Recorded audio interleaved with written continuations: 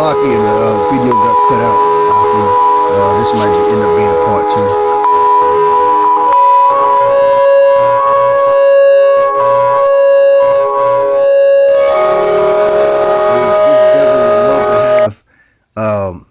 Your entire life mapped out, okay, so that he can make himself to be God, or so he can make himself to be Yahweh while Yahweh Shah. And it's never going to be. All right.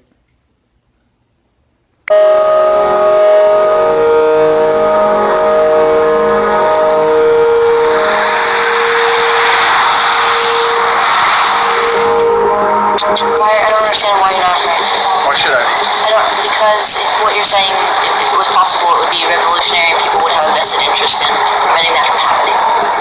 I'm too old. I'm too old.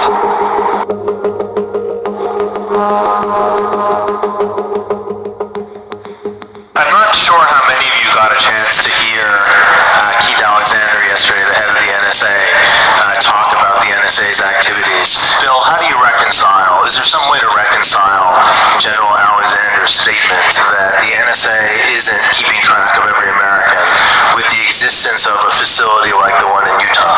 NSA's charter, and it was a legitimate one, was to do foreign intelligence, and I was with that all the way, and I did the best I could in that job. Unfortunately, they took those programs that I built and turned them on you, and I'm sorry for that. I didn't intend that, but they did that. What you're describing really is hard to reconcile with the laws, as the laws are generally understood by the lawyers who work with them. Most people are familiar with the Webster's definition of intercept. UCIT 18 has a different definition, and that's an intercept doesn't take place until it's actually listened to, until somebody puts on some earphones or actually reads some text on a screen. So you can pull in all the communications you want. The acquisition isn't the search. The querying later on is the search. They can then keep it in their database and target after the fact by going back and conducting data mining searches afterward, in other words, to get the information that they couldn't target from the outset. And there is another real problem. Unfortunately, the software will, once it takes in data, it will build profiles on everybody in that data. The purpose is to be able to monitor what people are doing. You build social networks for everybody. That then turns into the graph, and then you index all that data to that graph, which means you can pull out a community. That gives you an outline. No. This devil wants to know what you're doing at all times. All right? Keep that in mind.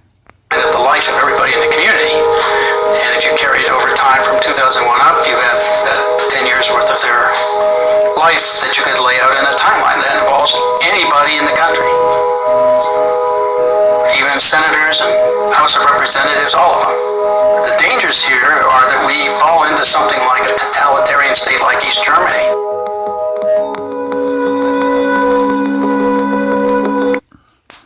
All right, now they came and raided this guy, William Benny. All right, they come and raided his house while he was just getting out the shower. All right, that's the level of control that this devil is fighting for. Why is he fighting so hard? Because his kingdom is about to go out, man. Okay, he's coming to the end of his kingdom. All right, so he's gonna do his damnedest to try to take everybody down with him. All right, even us brothers out there. All right. Well, they came in guns drawn, in my house. They didn't do that to the others, but they did to me. I guess, I don't know, they thought I was probably the most dangerous of all, so I don't know. I don't know what was in their minds, okay? So, but they did that, and they came in and pointed the gun at me when I was getting out of the shower at the time, so they pointed the gun right at my old head, said, hey. So, I wasn't too upset. I just said, suppose I could get dressed here. Trying to, they weren't intimidating me anyway, so tell me something that will implicate somebody in a crime. That's what they asked me. So I told them what the crime was that I knew about, and that was that George George Bush, Dick Cheney, Tennant, and Hayden conspired to subvert the Constitution, the constitutional process, and any number of laws, and here's how they did it, and I explained stellar wind on my back porch to all the FBI agents who weren't cleared. So they had a problem. I created a problem for them because they had a bunch of people now who weren't cleared for a very highly classified, only because it was domestic spying, by the way. What's the reason it was highly classified? They wanted to highly classify the extreme impeachable crimes that they were committing.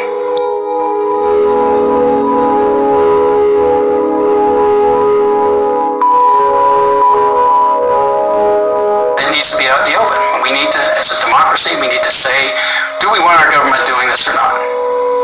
And do we want our government to have this data or not? And if so, if we want them to have it, then what kind of controls? And they have to be a little bit more visible. It can't all be done in secret. You can't have secret interpretations of laws and run them in secret and not tell anybody. Or you can't make up kill lists and not tell anybody what the criteria is for being a kill list.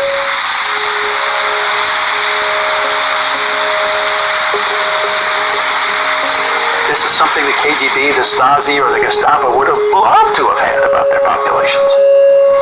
So, and just because we call ourselves a democracy, right, doesn't mean we will stay that way. That's the real danger.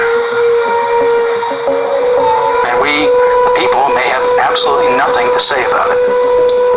We haven't had anything to say so far.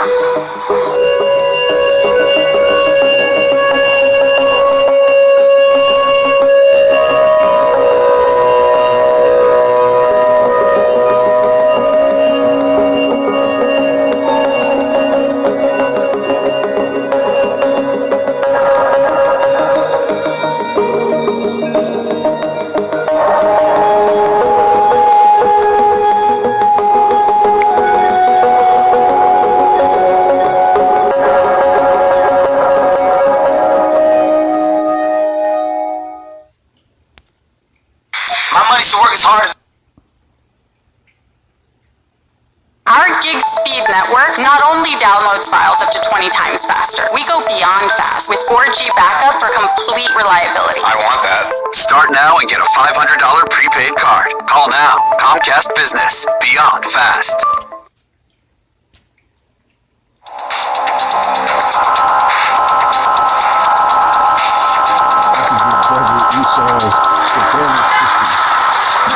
For decades, facial recognition has been the stuff of science fiction. But for many here in China, it's already becoming a part of daily life. Thanks to huge advances in artificial intelligence, people here can use their faces to log into mobile apps, access office buildings, and take money out of ATMs. At this KFC in Beijing, you can even use your face to get meal recommendations. Not all of the applications are so mundane. Police are also using the technology to shame jaywalkers and to scan crowds for persons of interest. A massive centralized database makes it possible for authorities and some private companies to identify nearly anyone by capturing their face. Now, this technology here was for authorities and for even for private entities to receive, right? Okay, so imagine your every move, okay, and everywhere you go and the things you do, all right, on a daily basis is handed over to a third party, okay, or is handled by a third party whose sole intention, okay, is to maintain full control over its subjects. All right. For I know some of you might say, oh well, if it's for security's sake, then that's fine. I don't have nothing to hide. Well, you may not have nothing to hide, okay, but do you know whose hands your life is in? Do you realize that your every move is given to somebody else? Somebody else is viewing that. Somebody else is tracking that. All right. And for if you believe that, oh well, I'm not doing nothing wrong, so what's the problem? Well, then you must trust in this system that much. Okay. and you're sleeping. All right. But this is all leading up to something. This is all leading up to the mark of the beast, man. That's gonna put the nail in the coffin for this new world order. All right. Mark of the beast, man. That's this devil's last step. Access to these photos is a boon to companies like search giant Baidu, which is using them to build a range of products.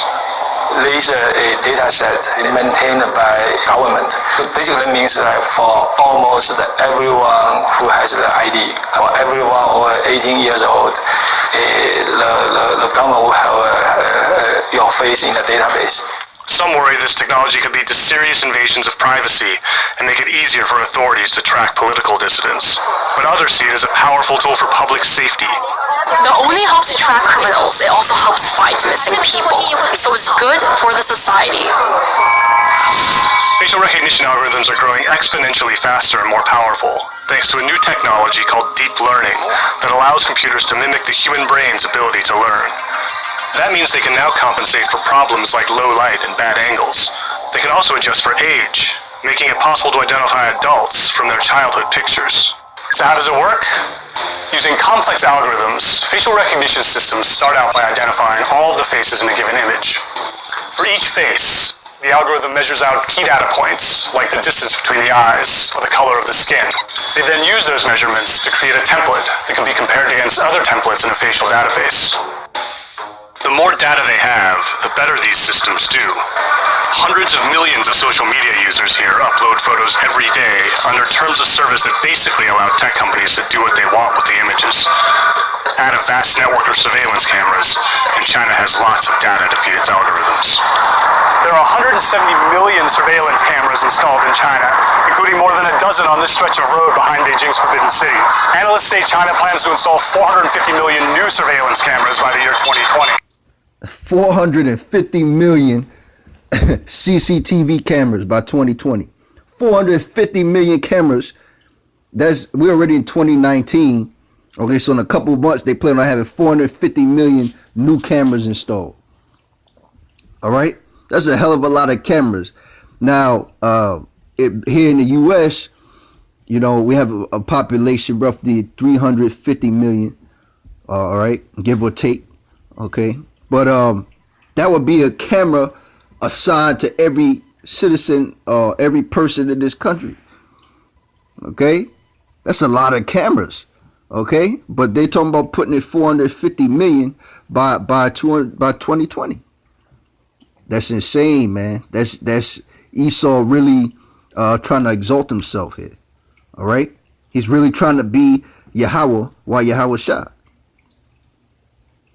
Okay? This devil's really pushing his limitations, man. Okay? Massive market represented by those cameras has attracted interest from established companies and startups alike. At one facial recognition startup, SenseTime, employees' faces are scanned at the door. Inside, the company displays a system that serves up advertisements based on a person's age and gender. At a Nikon. I do like photography. Not unlike the ads in a certain Tom Cruise movie. The company also sells more serious tools, capable of tracking both people and objects. This is a live feed recorded by this camera. It recognizes different attributes of people, car, or bicycles.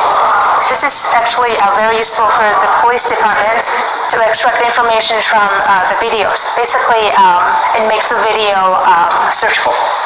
Besides having access to reams of data, companies like SenseTime also benefit from China's relatively casual attitude toward privacy. In a country accustomed to government snooping, many are willing to have their faces scanned for the sake